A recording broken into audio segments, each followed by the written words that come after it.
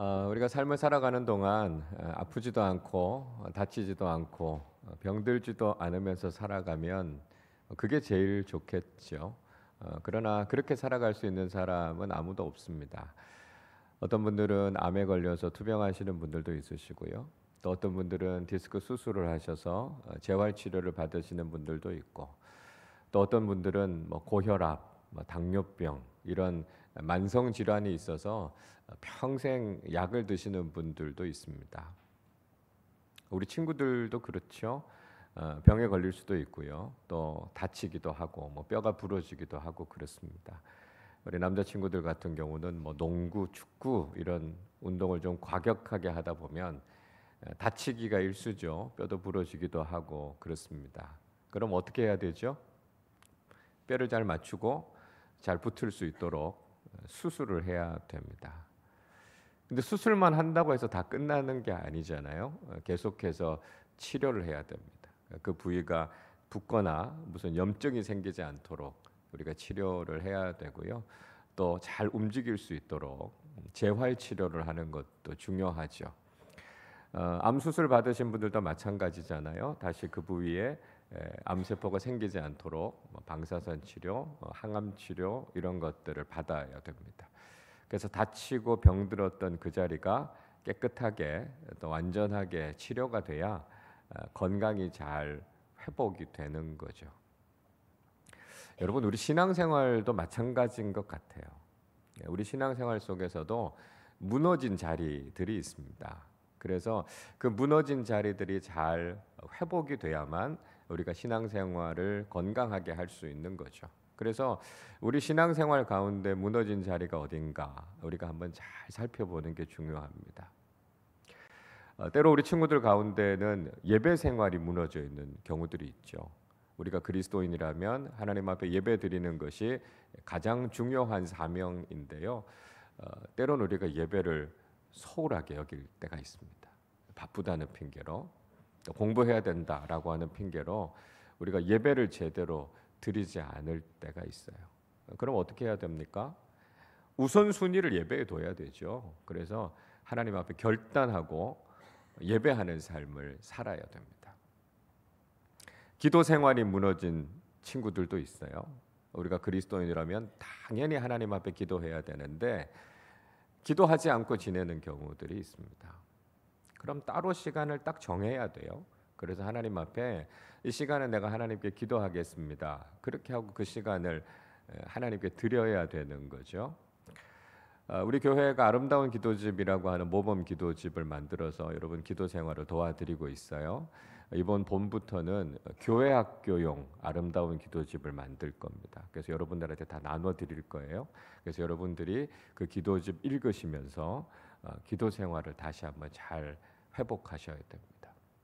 말씀 생활도 마찬가지죠.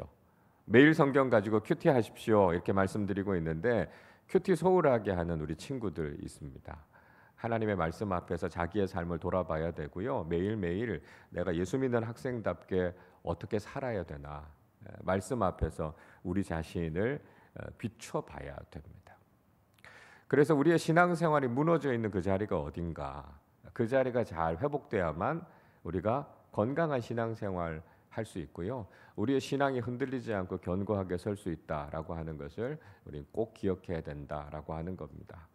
우리 오늘 요한복음 21장의 말씀을 읽었어요. 요한복음 21장은 예수님께서 부활하신 후에 세 번째 제자들을 만나신 내용을 우리에게 들려주고 있습니다.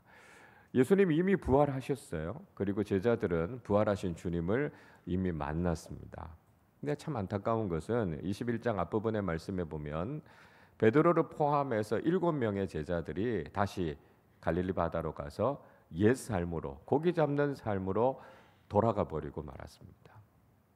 첫째 날 제가 말씀드린 것처럼 예수님께서는 사람들의 어부가 되라 그렇게 제자들을 부르지 않으셨어요. 그런데 그들은 다시 고기 잡는 어부로 회귀하고 말았다라고 하는 것입니다.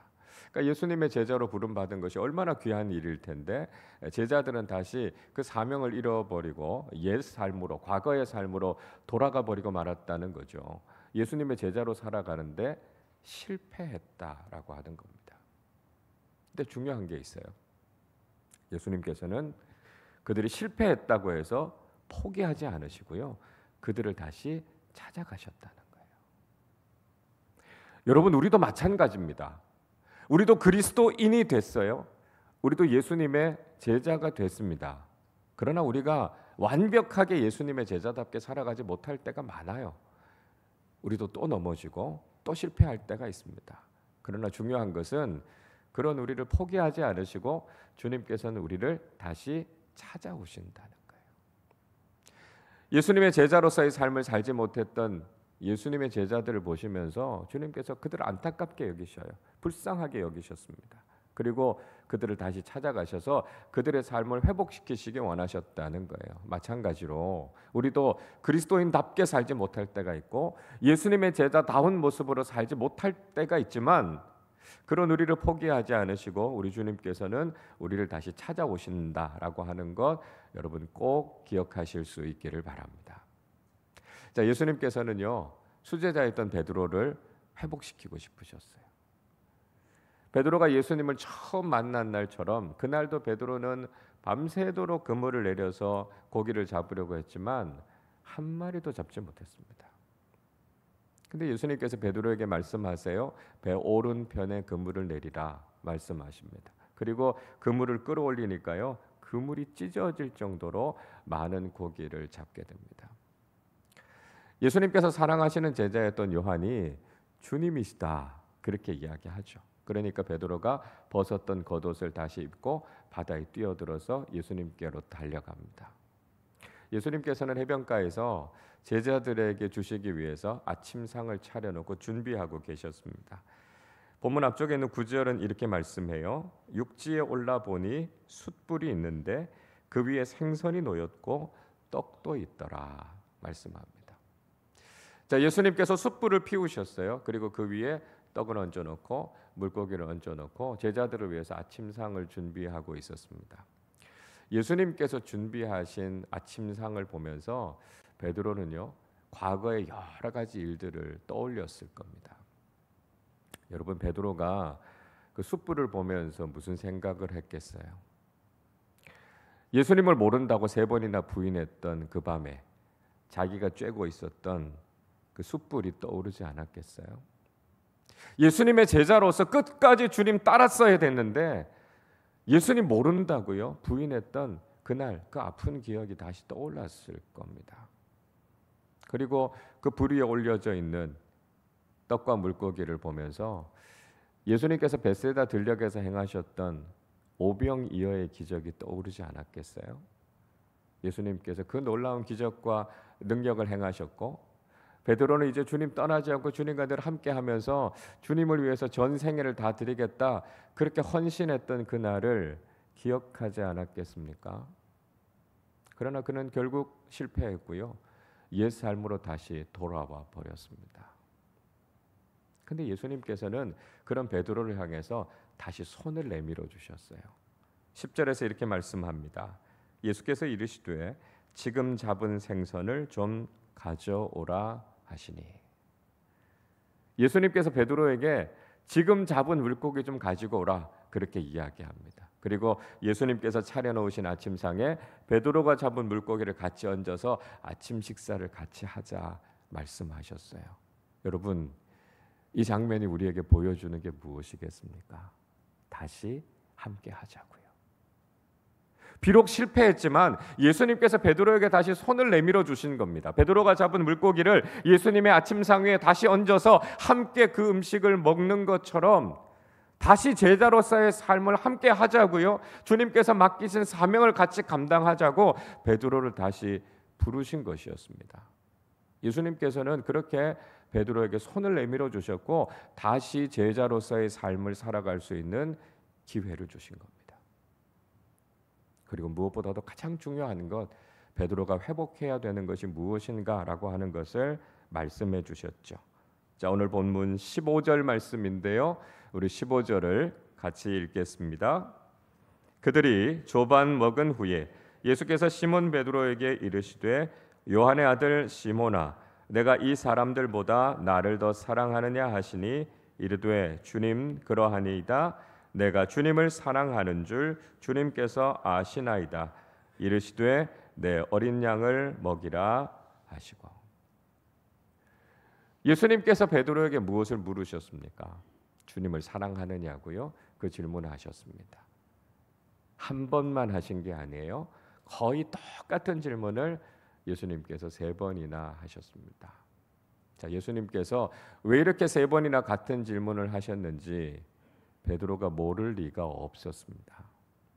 그가 3번 예수님을 모른다고 부인했던 그 기억이 떠올랐겠죠. 정말 기억하고 싶지 않은 그 기억이 다시 떠올랐습니다. 베드로가 얼마나 괴로웠겠어요. 도망가고 싶었던 마음이 있었지만 예수님께서는 그 실패를 직면하게 하셨어요.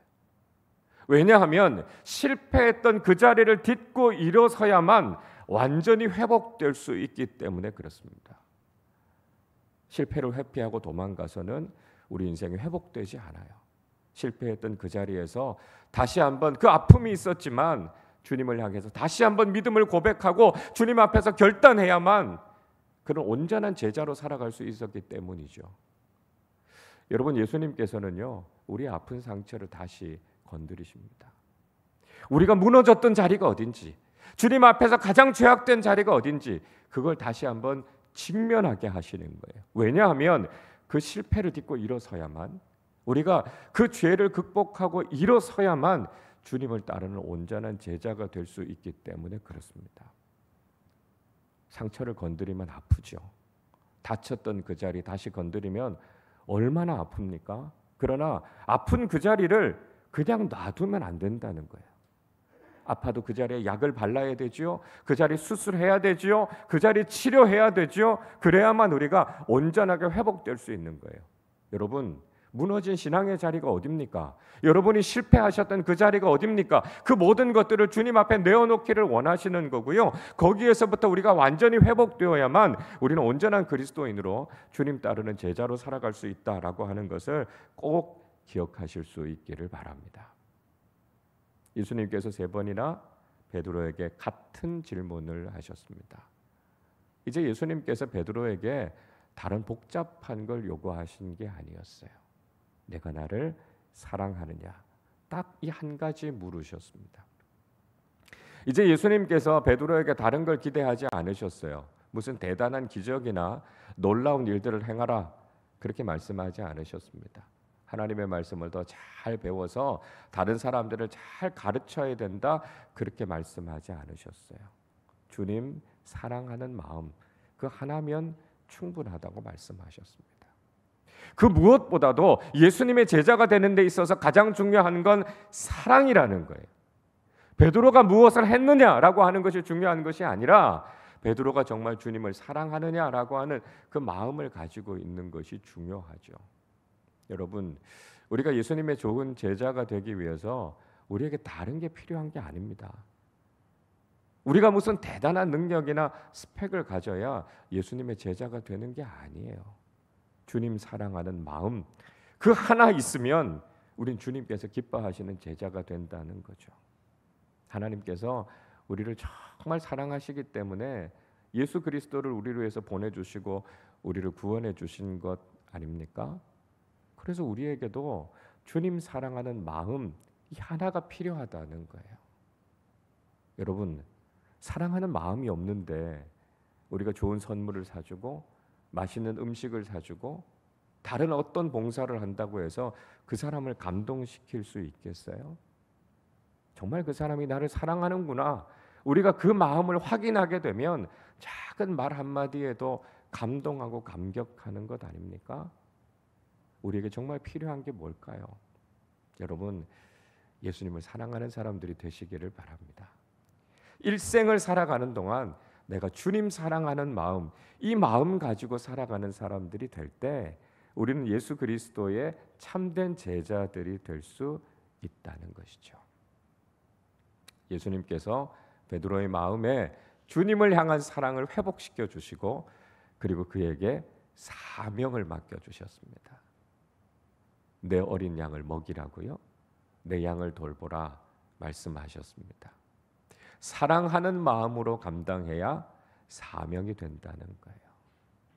우리가 주님 사랑하는 마음으로 일할 때 우리가 하는 모든 것들은 사명이 된다라고 하는 것이죠. 우리가 아무리 많은 일을 하고 우리가 아무리 대단한 일을 한다 할지라도 우리에게 사랑하는 마음이 없으면 그건 절대로 사명일 수 없다는 거예요.